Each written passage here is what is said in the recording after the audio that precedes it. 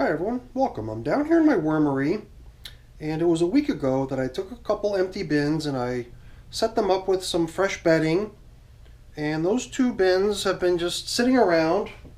They're right here, awaiting new occupants.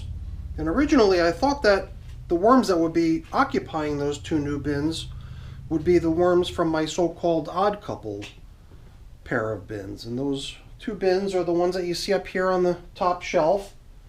And the reason that they got that name, Odd Couple, was because of the 60 days difference in their ages. And my bins are kept sequentially in the order of their ages. And you'll notice that there's a gap over here in between these two bins. That's the spot where my so-called original Red Wiggler worm bins are normally resting. I've got all these funny names, not all these funny names, but some of my systems have funny names. Some of my worm populations have funny names, and my original Red Wiggler worms were the ones that were sitting right here. I took them off the shelf last night because they were the ones that I had checked in on 12 days ago, and 12 days later they were really the next bins that were the next to be tended to in whatever way necessary. And when I went through those bins, those are the bins, by the way, that had the snails living in them, if you remember. So like I said, they came up onto my bench last night and they've been here since. Let me just share a few bits of info about them with you. They're now 304 days of age. They were fed 26 times. Like I said, 12 days have passed since feeding number 26 went in. And just some other tidbits of information. 2298 worms was the number of worms that were thought to occupy each of these two systems. And that was 304 days ago when we first launched the systems off. I would like to think that over that time, the worms have been busy breeding. So I had left these systems topless, and that was the way we left them last time, so that they can breathe and air out and dry out a little bit. And when I checked them last night, I'll tell you, the material in these systems looked so nice. It did seem to me like they could very well be harvested today, you know? So I think I've had a change of heart on my two new bins. Rather than taking the odd couple worms and positioning them in the two new bins, I believe what we're going to do today is we're going to get my sifter out here. That's what you see behind me here is this red and yellow bucket combination is my screen and sifter. And we're going to sift the contents of these bins to separate the worms from their castings and get those worms situated in a new home. So I'm going to put on a glove and we're going to get to work. When I was down here last night inspecting this material, trying to determine where to go next with it, I wondered how dry this stuff would be after 12 days of just sitting out here with no covers, and as expected, the stuff on the very surface was pretty dry. However, you didn't have to go very deep to get to material that had plenty of worms hanging out in it. Here too, you could already see how the worms are gravitating towards the surface, which composting worms generally tend to do. I mean, the typical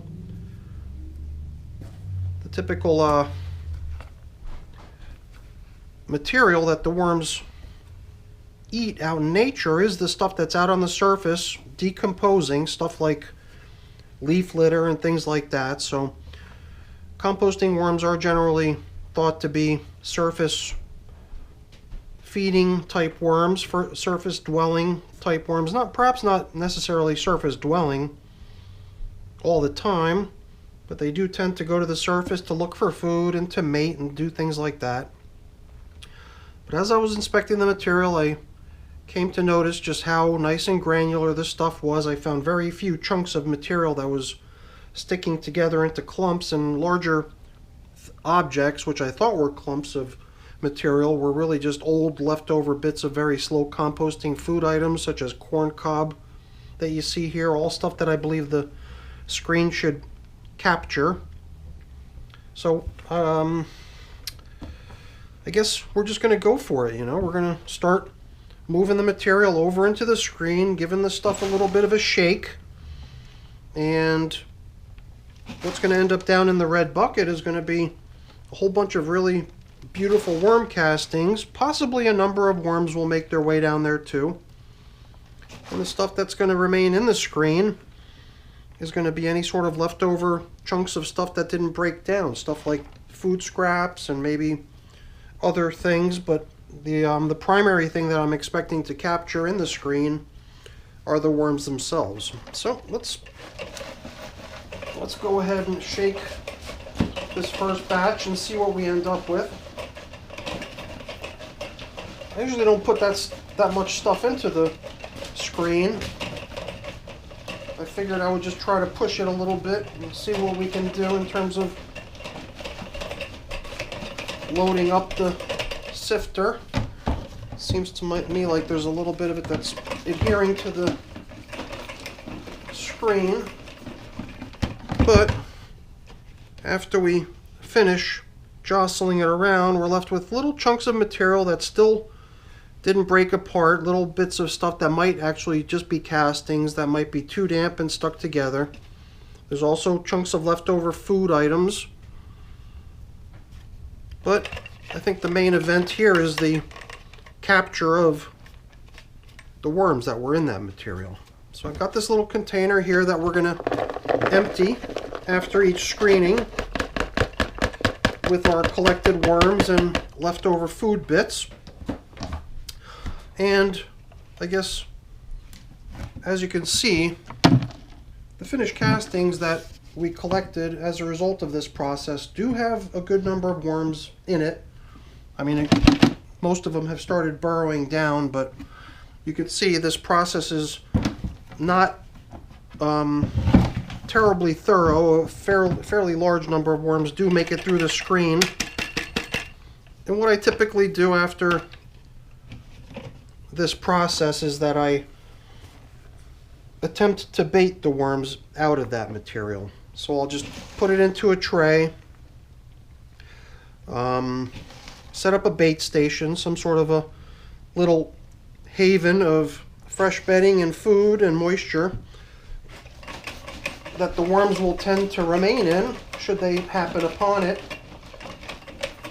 And then the other thing I'll do is I'll come in periodically and I'll agitate the stuff that the worms are occupying to take whatever material is out on the top surface that has grown dry just by being exposed to the air and blend it in.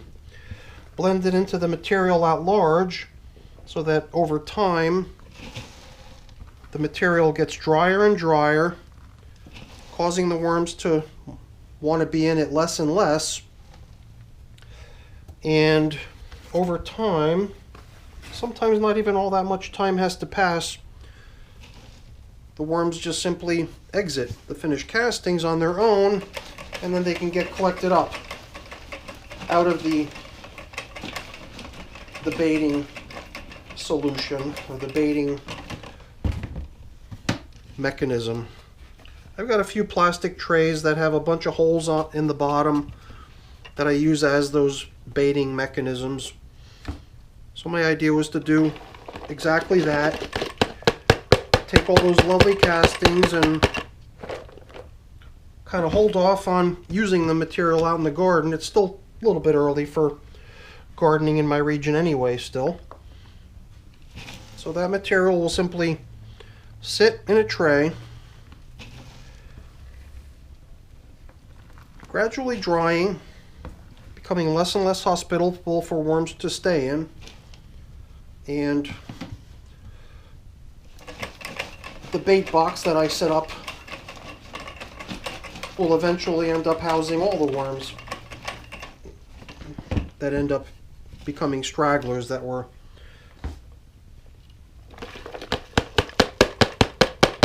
the ones that fall through the screen and end up down in the finished castings. And there usually is a pretty good number of worms that end up down in that stuff because the screen that I use is 1/4 inch in size, and these red wigglers are pretty small. They do have a tendency to fall through.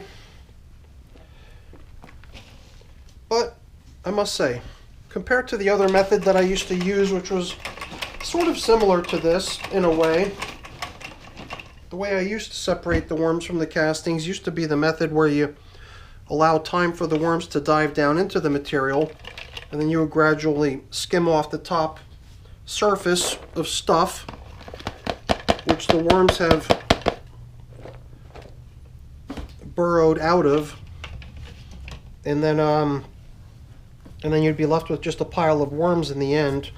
But that is a fairly time-consuming process. To me, this seems like a nice, quick and dirty way to gather up the large majority of the worms in the material, with the knowledge that you're going to have stragglers and you're going to have to allow some time for the worms to get baited out of this stuff.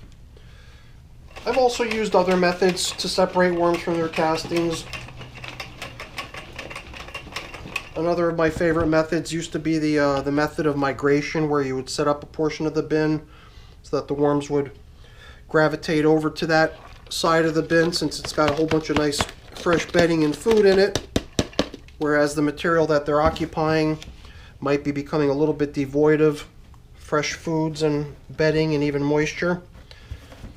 But that's a somewhat time-consuming process as well.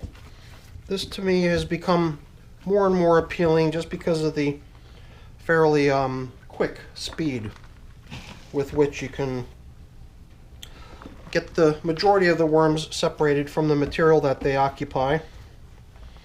And I suppose if I had a somewhat smaller size screen, we would probably end up with fewer worms ending up down in the finished castings collection. But I think that this size screen actually does a pretty good job.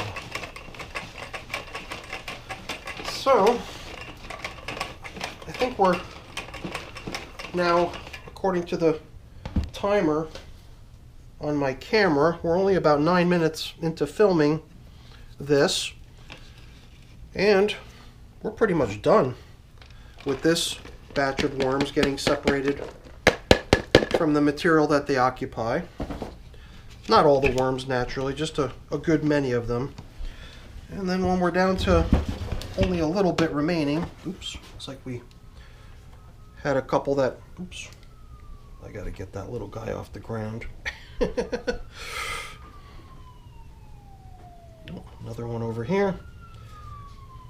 All right.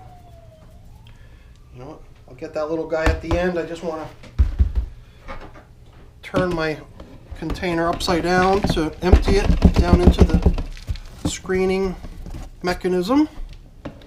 And here's one last worm still stuck to the container, but that pretty much accounts for all the worms in the bin that they used to live in. And I'm just carefully stepping around not to step on the worm underneath me. I'll grab him at the end, but that's pretty much all there is to it.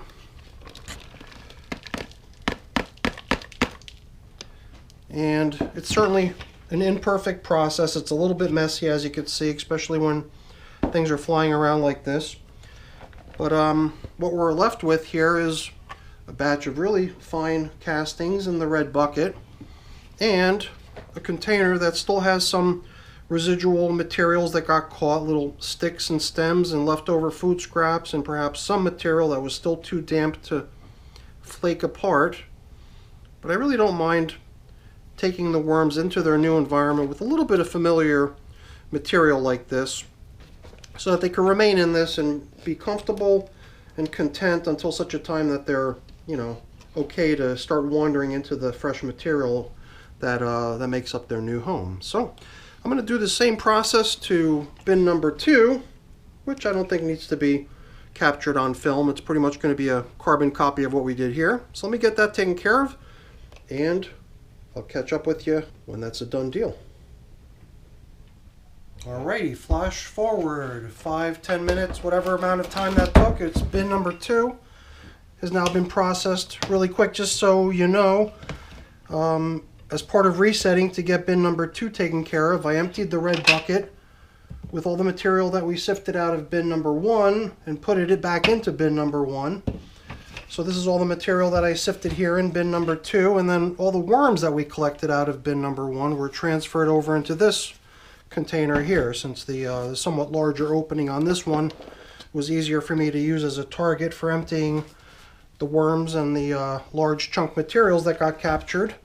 So here we go, bin number 1, bin number 2 worms. And I gotta tell you, just the process of moving the worms over from this square container into this red container, man, there are a lot of worms. Or at least there were a lot of worms in bin number 1. I have to assume that we're probably dealing with a very similar number of worms that we captured out of bin number 2. And as we saw in bin number 1, a good number of straggler worms ended up in the finished castings collection from bin number 2 as well. So either way, time has come to take all the collected lovely castings and transfer them into bin number 1 as well. Bin number 2 over here, I could just clean out and do a little reset on it.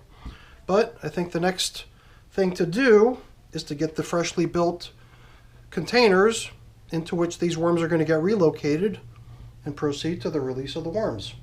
So let's get to that next. I'm all set with labels to put on the bins once the worms have been released, but only after the worms have been released.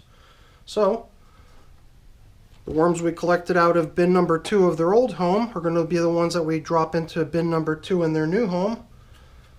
Here are the worms that we collected out of bin number 1 from their old home going into bin number 1 of their new home.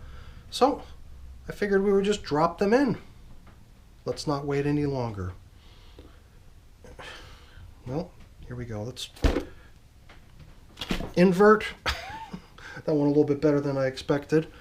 And then we'll spread them out a little bit just to give them all easy access to the surface of the container below. As always, I'm really curious to hear what people think in terms of how many worms are being released into my bins.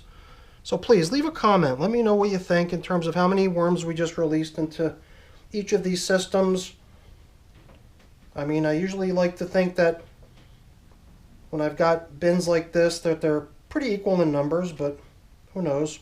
I'm very curious to hear what people think in terms of the number of worms that each of these bins were just launched off with. So please leave a comment. I'm looking forward to seeing what everyone says.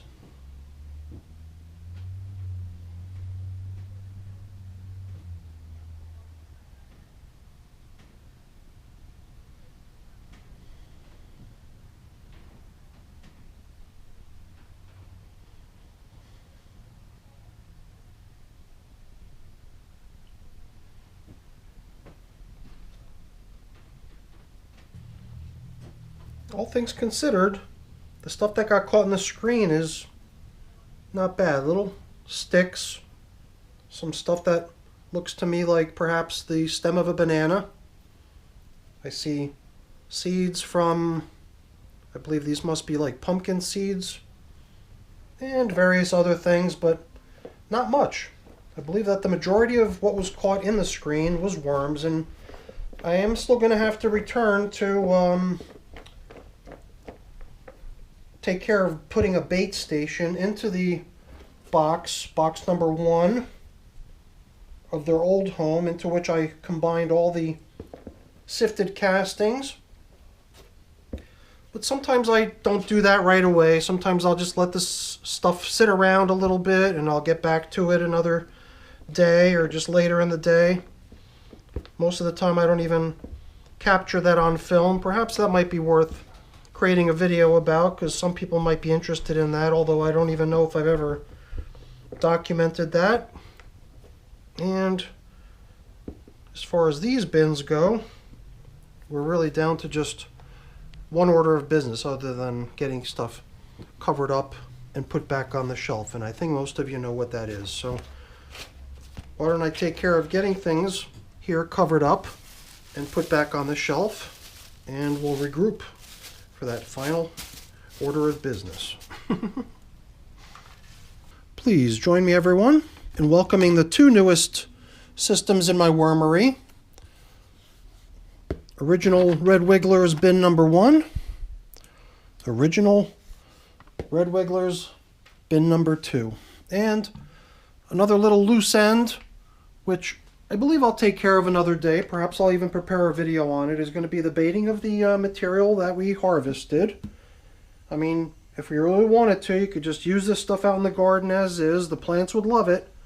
And the worms might even enjoy getting released out into the great wide open, but I do believe there's a fair number of worms in here. Definitely worth the effort of trying to set up a little bait box for them, which as you can see is a perforated plastic container, which I'll partially submerge down into the material here. And this will be covered so that whatever damp material is in it stays damp, and there'll be nice fresh bedding, some yummy foods in there, so that whatever worms manage to find their way into that thing stay, hopefully. And then I'll also periodically come back just to stir up all the material out on the surface that's drying gradually down into the rest of the material, drying the overall moisture content of it, and that will serve as further incentive for the worms to exit. And I guess this story wouldn't be complete without some sort of acknowledgement of the fact that, yeah, we've still got snails.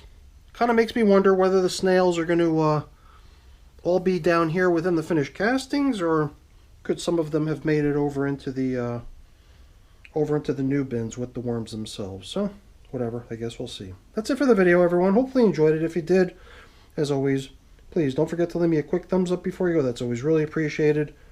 And if you haven't done so already, please also consider subscribing to the channel. That's very much appreciated as well. All right, everyone. Have a great day. Thanks for watching. Bye now.